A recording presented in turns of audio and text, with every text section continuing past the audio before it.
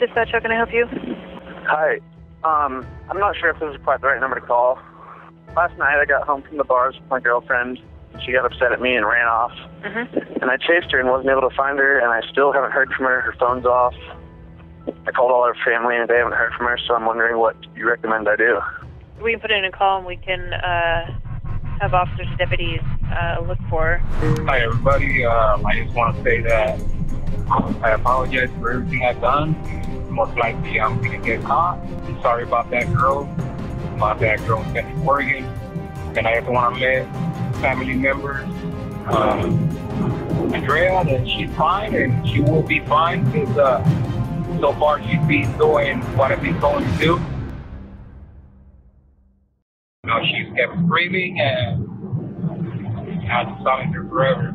This is the story of a 23-year-old college student named Kaylee Sawyer, who seemed to be living the life of her dreams. She was studying to become a dentist at Central Oregon Community College and was dating the love of her life, Cameron, who she one day planned to marry. But on one fateful night in the summer of 2016, Kaylee's young life would come to a shocking and tragic end. Kaylee Sawyer had lived in Bend, Oregon her entire life and was the oldest of 5 siblings. She was stunningly beautiful and was said to be the bright light of every social gathering. While attending dental school, she worked as a dental assistant at a local dentistry. She and her boyfriend, Cameron Reimhofer, had been together for 2 years at this point, and her family said that they could definitely see a bright and meaningful future between the two of them. On the evening of July 23rd, 2016, Kaylee got all dressed up to attend a friend's bachelorette party in downtown Bend. It was at this party that she ended up getting heavily intoxicated and began doing some things that she probably wouldn't do if she had been in the right state of mind. A little after midnight, Kaylee did end up texting Cam to come pick her up, which he did. But when she got in the car, the two of them both began arguing. This supposedly had to do with how intoxicated Kaylee had gotten and some of her behavior that Cam viewed as reckless. The two continued arguing even when they arrived back home. At home, Cam thought it would be best if they both took a moment to themselves to cool down from their argument, so he headed up to the bedroom. Meanwhile, Kaylee headed outside for a walk. Now, Kaylee would take walks around their neighborhood all the time. It was a pretty safe place and Cam figured it would be fine, since he thought Kaylee would only be gone for a few minutes. But by the time 12:24 a.m. rolled around and Kaylee still wasn't back, Cam began to worry. He started to text Kaylee and they began arguing some more over text message. He begged her to come back and apologized for being angry when he picked her up. He eventually got into his car and began looking for her,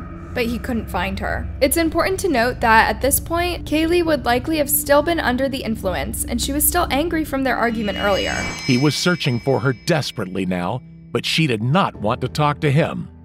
Her last message to him at 1 a.m. read, "Are you kidding? Because that's BS. Goodbye. Phone off." He replied, "Kaylee, please." Cameron did not find Kaylee that night despite trawling the roads near the couple's apartment. After Cam had already looked everywhere he could think of for Kaylee, he eventually just had to assume she was spending the night with a friend to cool off. He went back home and waited for her to come home. He could hardly wait to see her and tell her how sorry he was for everything, but sadly she did not come home. By 9 a.m. the next morning when Cam woke up, there was still no sign of Kaylee, and she hadn't responded to his messages. He drove over to Kaylee's friend's house thinking that maybe she was there, but that friend hadn't heard from Kaylee. At this point, Cam was so distressed that he decided it was time to call Kaylee's parents. They too would later begin calling Kaylee but wouldn't be able to get through to her, something that was extremely unusual for her because Kaylee rarely would ignore her parents' calls. Not knowing what else to do, Cam decided to call 911 himself. Dispatch, how can I help you? Hi. I'm not sure if this is quite the right number to call.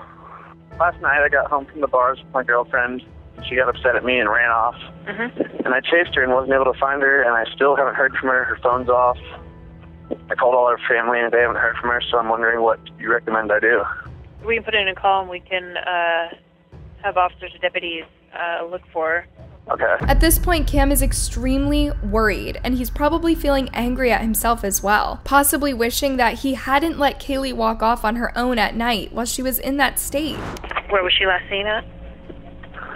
College Way. Alpine Meadows apartment complex. It's like at the top of College Way. It was like 1 o'clock in the morning. Okay. Take out walking or something from this address? Like, she was mad? Yeah, She was mad at me, so I walked inside and told her to come meet me in there when she's like, calm down. And then I went back out in 10 minutes and she was gone. Cam told the dispatcher that he wasn't aware of Kaylee having any health problems, but Kaylee's mother, Julie, would later reveal that Kaylee did have a history of epilepsy, which would make her more at risk than others might be. This meant that there was even extra urgency in trying to find her as fast as possible. Julie called 911 and told them about Kaylee's health condition. She also told them that she had a deep feeling that something terrible had happened to her daughter. As it would later sadly be revealed, she was right. Even though Cam was the last person to have seen Kaylee and argued with her on the night of her disappearance, investigators quickly ruled him out as they realized he truly had no idea where his girlfriend could be. Desperate for leads, they even talked with the young man who Kaylee had danced with at the bar the night before. While he admitted he had flirted with Kaylee that night, he said he hadn't heard from her since she left the bar. With little other information to go off of, the cops questioned if maybe it was possible that Kaylee just needed some time and space to herself and would reach back out to everyone when she was ready. They decided to wait and see if she showed up for her shift at the dentist the next day. Dedicated to her job as a dental assistant, if Kaylee had missed a day, the police and their loved ones could be sure that she was in trouble.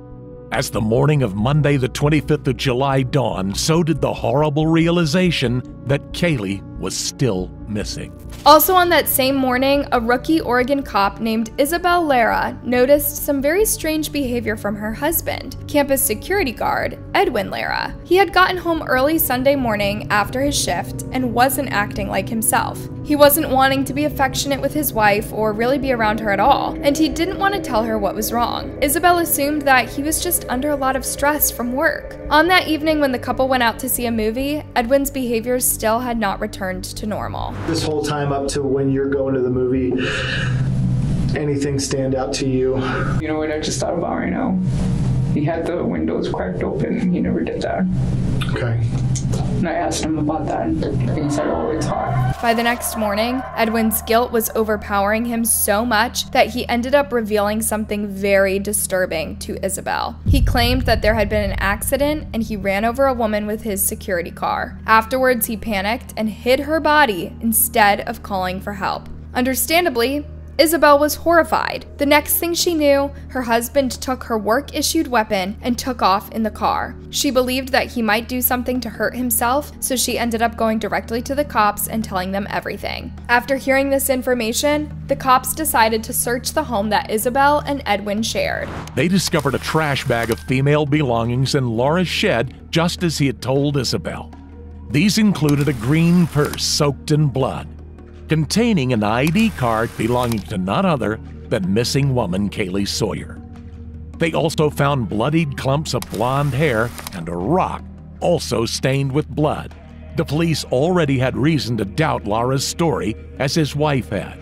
The cops had the same belief that Isabel had, which was that it was likely no accident and that Edwin may have killed Kaylee on purpose for his own sick gain. Isabel also revealed to the cops something else. She was aware that her husband would go on work trips to California to visit family, and while there, he would cheat on her with another woman. This admission would give cops an even better look at the kind of person Edwin really was. Meanwhile, as the cops continued to search for Edwin, Edwin was well aware that the story he told his wife hadn't held up, and that the cops were already likely on his trail. Now that he was already on the run, he seemed determined to commit as many other crimes as possible. He would end up abducting another young woman, a girl named Andrea, who he would force through gunpoint to use her car to drive him towards California. While this was going on, he captured his haunting video, which he had Andrea post on her own Facebook account. Hi everybody, I just want to say that I apologize for everything I've done. Most likely I'm going to get caught. I'm sorry about that girl in Central Oregon. And I just want to let family members, Andrea, that she's fine and she will be fine because so far she's been doing what I've been told her to do. At this point, she knows that her kidnapper killed another girl, and she is doing everything she can to avoid being his next murder victim. You know, and if you guys are wondering if I have done dirty things to her, no. All right, I'm not that kind of guy. You know, I used to kill that other girl, you know, and I regret it. screaming, and I was talking to her forever. So, you know, like I say, she's still fine. We're driving, and she'll be home pretty soon. I'm sorry to her grandma and her family members, to her boyfriend. You know, I'm sorry for everything that I caused. Okay, and you'll see her pretty soon. Okay? Tell the cops that not to shoot us, because if they shoot us, then that's not my fault. After recording that video, Edwin also called his wife and spoke to her briefly before calling 911 to turn himself in. At this point, it appears that now he is the one driving the vehicle. 911 emergency reporting. Yes, hi. This is Edwin Lara, and I'm the guy on Interstate 5 going at high speed. I know you guys have the chopper on me already. Yeah. So, you know, I am wanted for murder in the state of Oregon. Okay. Edwin, Yeah. where are you at right now? Can you stop? I am going to stop once I hit Redding. Once I'm in Redding, I'm going to stop. Are you by yourself or? No, I have someone with me. I kidnapped her in Oregon. She's innocent. Her name is Andrea. The dispatcher tried to get Edwin to pull over, but he was reluctant to do so. He told the dispatcher that he had a favor to ask. He wanted her to ask the cops not to be too rough on him because he had asthma. Edwin, how fast are you going? I'm going about 120 miles an You're hour going about right now. 120 miles an hour? Yes. Can you slow down? Well, I want to make it there quick. That way I can turn myself in. Well, the officer sees you with it. We just don't want you to speed away from anything. If you can stop and just give yourself in, it'll probably be easier. Well, there's an officer behind me right now. Okay, they see you. We're talking to them. They see you. Yeah, she's seeing me. I think it's a she. She's right behind me. Okay, the officer sees you, and are you able to safely stop? Yeah, I can stop, but not right now. I'll stop in Corning. So Edwin is continuing down the road at a very high rate of speed, basically putting everyone else on the road in serious danger. This situation is becoming more and more dire by the second. The dispatcher tries again to reason with him. What's the difference from stopping now in Corning? I just don't want to stop right here in the middle of the road, you know, putting myself in danger and putting everybody else in danger, more in danger, I guess. You know, they won't. They're aware. I'll let them know they won't. But if you can stop safely, they just don't want you to run. They think you're trying to run or anything. Okay. Yes, Edwin, do you have any weapons with you? Yeah, that's what I was going to say. I do have a gun on me.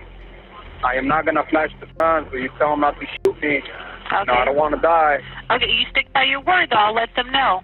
Edwin told the dispatcher to tell the cops not to hurt Andrea. He also says that he had called his family to say goodbye. And then, seemingly out of nowhere, he starts to talk about what he says happened the night that Kaylee was killed.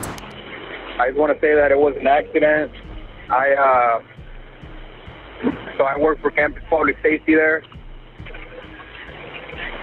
And she was really drunk, and I didn't see her, and I ran her over. Okay.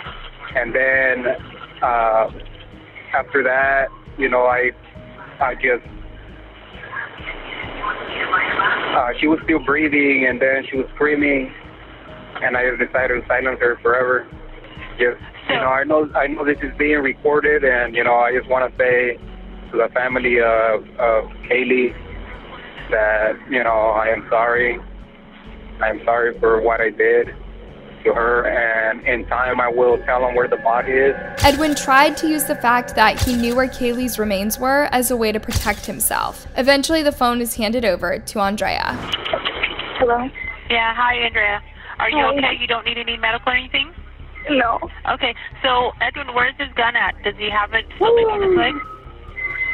I don't know. Can you see it? He said he had it between his legs. Is he stopping? Yeah.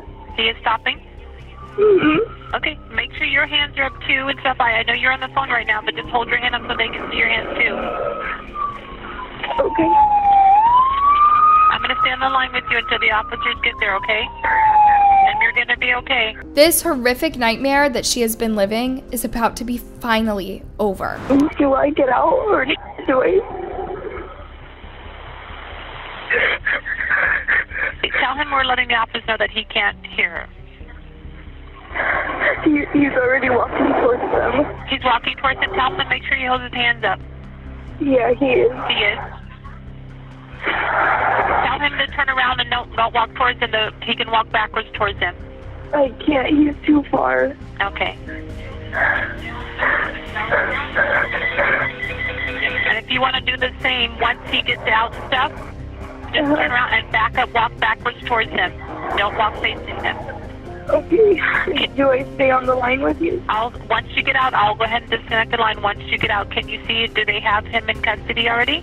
They're putting the cuffs on him right now. Putting the cuffs on him? Yeah. Finally, Edwin is in custody. After some lengthy questioning, the true story of what happened to Kaylee would eventually be revealed. Edwin had kidnapped Kaylee and offered her money if she agreed to sleep with him, but of course, Kaylee refused. In response, he took her purse and her cell phone from her and killed her with his bare hands. He then drove to a remote area and violated her body. Eventually, Edwin would also tell the cops where they could find Kaylee's body. Her remains were recovered from a canyon off of the highway, and her cause of death was determined to be blunt force trauma. Edwin pleaded guilty to robbery and first-degree murder. At his sentencing, several of Kaylee's family members gave emotional statements about what they felt Edwin deserved for what he did to their loved one.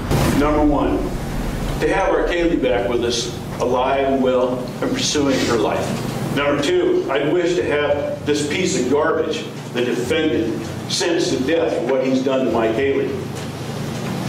And number three, I wish the court system in the state of Oregon would just hand him over to me and allow me to administer the death sentence. Edwin would also get the chance to make one final statement. Today, I've seen your name. I don't have much to say to you at this moment. I only have a single prayer. It's something I'd like to speak to whoever's willing to listen. God Almighty, who art in heaven, oh Elohim Adonai,